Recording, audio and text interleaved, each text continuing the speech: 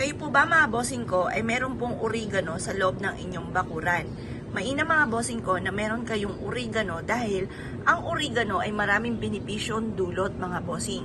Unang-una, ang oregano mga bossing ko ay makakatulong para makapagtaboy ito ng mga negatibong enerhiya na nasa loob ng inyo pong tahanan or kaya po yung mga papasok na mga negatibo.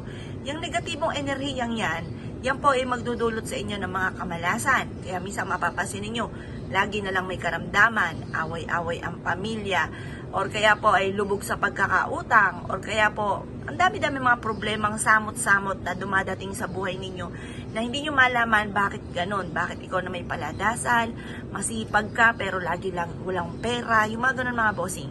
Kaya mas mainam, gumamit po tayo ng mga pampaswerte, maging sa mga ritual at ganoon din po sa mga halaman.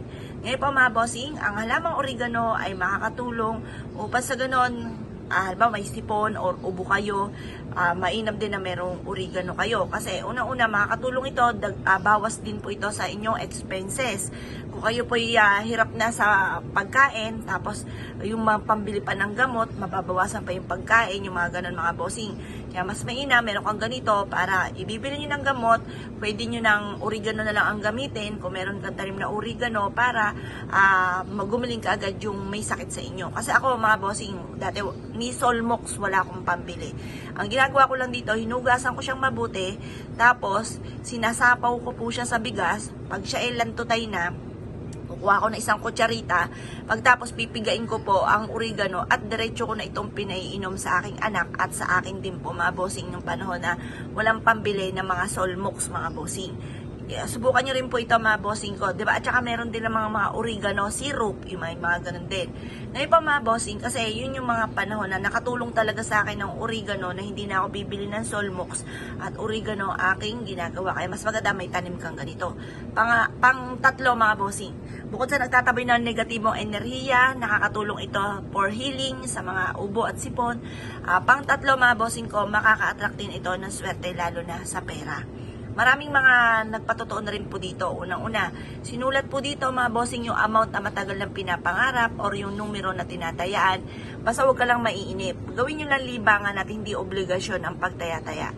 Kapag gusto nyo tumaya, lumarga kayo. Pag ayaw ninyo, huwag pipilitin ang sarili.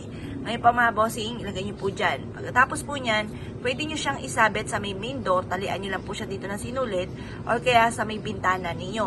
Or pwede rin, patuyuin mo muna ito, kapag wala na siyang katas, ilagay nyo po ito sa inyo pong pitaka, or sa inyo pong kaha, at magdudulot po ito ng swerte. Ganon din po mga bossing, itong ating oregano ay isa sa mga nakakatulong upang sa ganon, mas mabilis tayo na maka-attract ng swerte. Lahat ng swerte na nais, hindi lang naman lagi pera. Halimbawa, swerte sa paghanap ng trabaho. Halimbawa, yun nga po sa mananaya. Ganon din po sa negosyo, lalo na. Tapos, kung ako po sa inyo, lagi nyo i-wish, magkaroon kayo ng negosyo na dito na kayo yayaman. Kasi sa pagtaya-taya, talagang yan po ay kumbaga suntok sa buwan or kaya po maaaring sa pagtaya-taya, talagang kung nakaukol talaga sa inyo talaga yun. Huwag niyong gawing obligasyon. Pero yung pagninegosyo, pagtatrabaho, yun ang obligasyon natin. Ngayon po mga bossing, lalo na kung marami kang pangarap sa buhay, yun talaga ang pinakamayor na dapat nating laging i-wish na magkaroon tayo ng negosyo na dito tayo yayaman or kaya magkaroon ng trabaho na regular na kumbaga makakasurvive ka sa araw-araw, yung ganon. Or matutupad yung mga pinapangarap. Kaya kung kayo pinaniwala at dahil siya po itong gawin, subukan nyo na po ito, proven po ito, at isa rin po ito sa paborito ko na halaman at pampaswerte.